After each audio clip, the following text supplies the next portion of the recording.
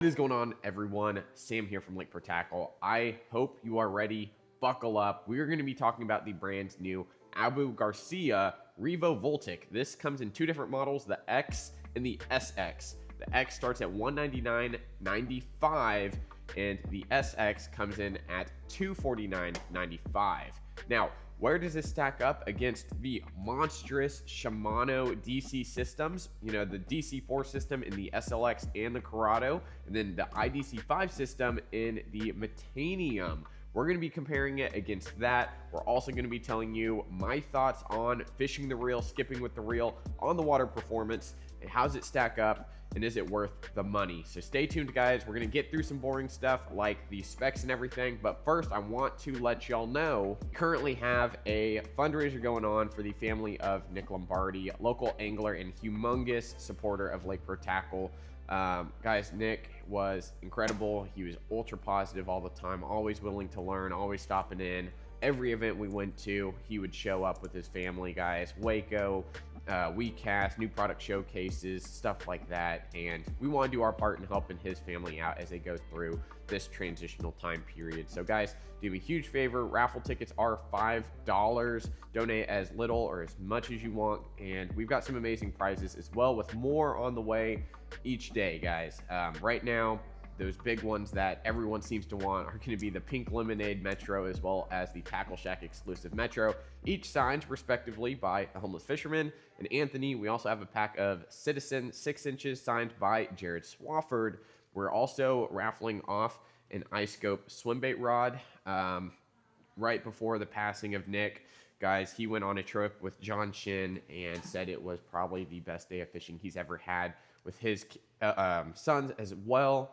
And guys, it's just something that hit us really quickly, and we're just trying to do our part in helping raise some money for his family, guys. So let's go ahead, hop back into here, talk about some of the specs specifically on this reel. And if you skip through this, that's totally fine, because you can find this on the internet just like I can find it on a box here. So you know, going through this, guys, the standard X Revo Voltic X has 8 bearings, which is actually seems a little bit lower than what I think most of their Revos kind of start at. Maybe they are going to more traditional style bearings and they are putting like a lower number on them, but 8 bearings on this guy here. Gear ratio, I believe it's 3 different gear ratios, a 6, 7, and an 8. The 7-speed here specifically brings in 30 inches per turn. Max drag 20 pounds, which seems about right. Sometimes I see like 22, maybe 24 out of the Abu lines. Definitely a lot higher than like a Shimano or Daiwa, which generally sits from anywhere like 11 to 14. Another thing, capacity, spool capacity is a little bit lower, I believe, than most of the other Abu Garcia products. You're getting 85 yards of 12-pound fluorocarbon, which seems a little bit low. Usually, I believe like 12 pound, you're getting like 100 to 120 on most of these size reels out of the Abu Garcia lines. Now, braid capacity, it's going to be a 12 to 30 ratio. So it's going to be 12-pound fluorocarbon mono, 30-pound braid. 30-pound braid, you're getting 85 yards at a 0.36 millimeter. So pretty standard stuff. I'm going to say the one thing to note on is probably the decreased spool capacity on this one here. But let's take a closer look in. This guy right here looks really, really good. Honestly, I am personally a fan of the colorways that they went with. They've got the kind of silver here, kind of reminds me of like an older Metanium. They have the standard Revo dark gray handles. They have a little bit of gold on the nut there. Or on the keeper there. They also have the oversized knobs, which is really, I don't know. I know it's about 50-50 for most people when it comes to the knobs. Now, another humongous thing to note is going to be the asymmetrical design. So as you hold this reel, your your thumb is going to rest on this bar. And it's not, it's not symmetrical. It doesn't look like most of the reels out there on the market. I personally don't care too much for it. It's kind of like it could be there, it could not be there. I really don't care. It seems to fish well. I've gotten about 3 full days on the water with this, as well as just sitting in the shop here. So 3 days on the water specifically throwing this, as well as all the time I spend out on the pond just casting, messing around, working it in different conditions and stuff like that. Of course, trying to skip up under a dock. Now, I will let you know, for the test that I conducted, I was using a bellows gill swimmer, I was using a swim jig, I was using a flipping jig, I was throwing shaky heads, I was throwing weightless Texas rigs. So I threw a humongous gambit of different lures, chatterbait, spinnerbaits as well. One thing I didn't do was put braid on this one. So this reel came with, or not came with, but I put on 14-pound line and didn't feel like changing it out to a braided line. So if you primarily fish braid, you might try to find someone else that did a braid specific review, or subscribe and wait until I do a braid specific review. But this guy right here is 12-pound fluorocarbon. This is from Defiant, the soft casting, absolutely incredible line. Still really thin, still super strong, very supple as well. So take that into account. If you are using a cheaper line or a line that has a little bit more memory, your results may vary just a little bit. But guys, 8 bearings, 7+1 roller bearing,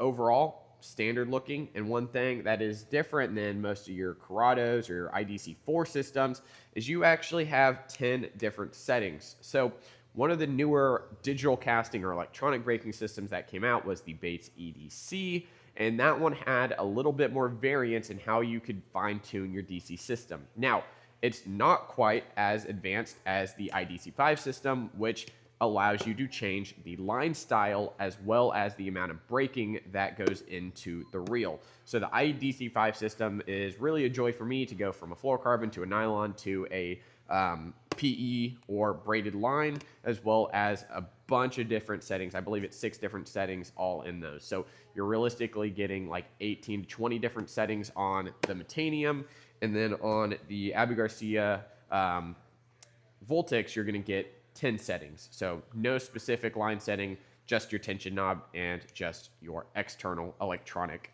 adjustments here. So really neat. I will note that before we do some test casting, that it is a little bit hard to turn. If you've got sensitive fingertips, it is a little bit harder to turn. So the first time I did this, I had to get pliers in there because I had a little bit of damage on my fingertips.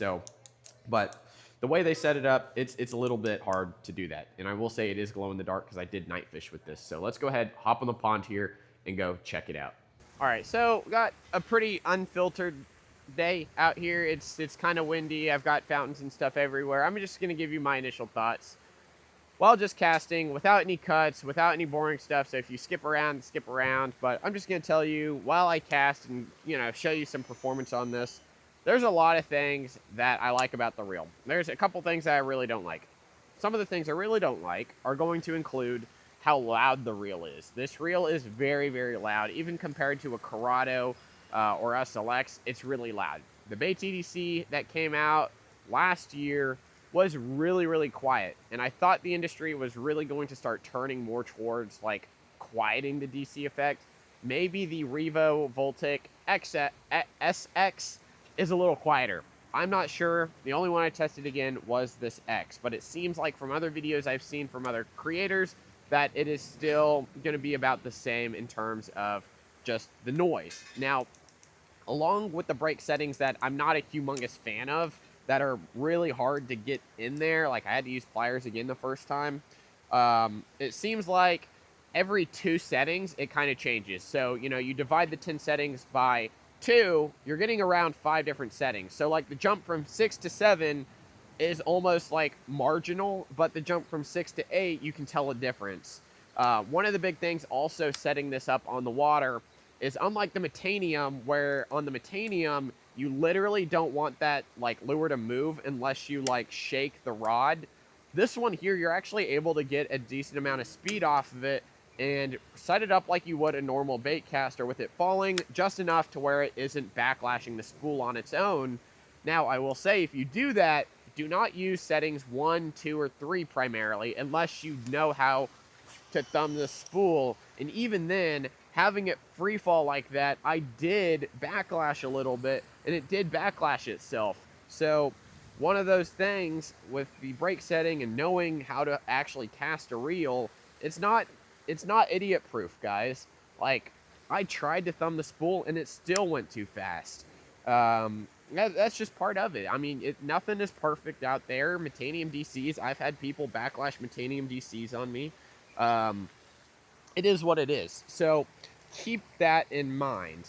If you do want true, just lockdown, like breaking supreme, I mean, just tighten it up like you would the Metanium to where it literally doesn't fall.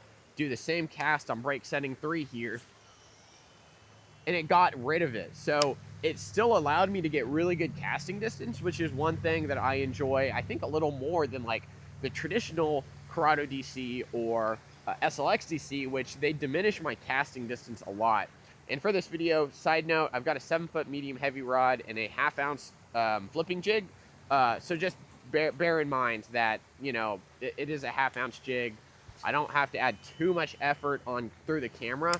But even with like a 3/8 ounce chatterbait or a 1/4 ounce chatterbait, you don't have to try to throw this ultra far and get good distance, right? So again, I'm going to set this back up to where kind of just slow falls, and we'll talk about some of the inner settings here. So like the 5, 6, 7, 8. These are going to be where I think most people are going to set their reels and kind of forget about them.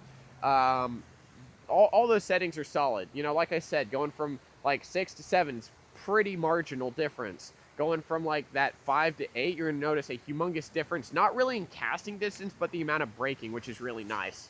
So it seems the braking system really starts up initially, and then it lets it go, lets the lure go, and then it keeps slowing down at the end. So I'm still getting really good casting distance overall, which is nice.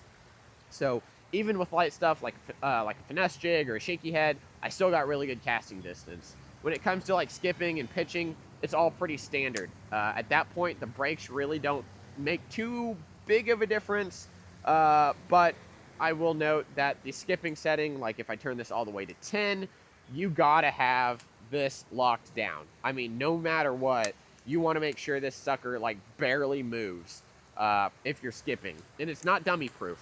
I mean, I can't say the average Joe will be able to pick this up, lock down that tension knob, and start casting on 10 and skipping ultra well like Jacob Wheeler, right? Big shout out to J-Dub for winning Red Crest as well.